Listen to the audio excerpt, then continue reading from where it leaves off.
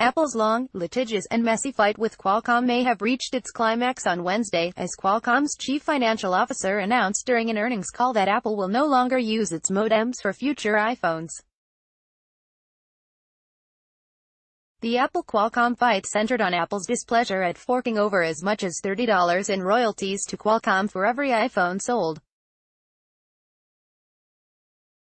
Apple soon began working with Intel to develop new modems, some of which were used in iPhone 7, starting in 2015. In January last year, Apple sued Qualcomm, alleging the royalties amounted to extortion, and stopped paying the royalties. A year and a half later, Qualcomm seemed to have given up on Apple. "We believe Apple intends to solely use our competitors' modems rather than our modems in its next iPhone release," said Davis, according to CNN. Another Qualcomm executive said during the earnings call, "If the opportunity presents itself, Qualcomm will become Apple's supplier once again," according to CNN.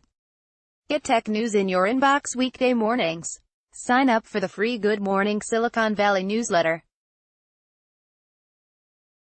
Apple's break from Qualcomm, however, may mean slower iPhones compared to its Android counterparts, as phones using Qualcomm chips outperformed phones using its competitors, according to a recent study. Apple will be switching its iPhone 4G modems from Qualcomm to Intel, according to CNN. In a study published this week by Ookla, a Seattle-based internet testing and analysis company, Android phones powered by Qualcomm's latest Snapdragon 845 ran significantly faster than non-Android phones powered by Intel's XMM 7480 and 7360 chips on various cellular carriers. The study ran more than 1 million internet speed tests to reduce possible bias, according to ZDNet.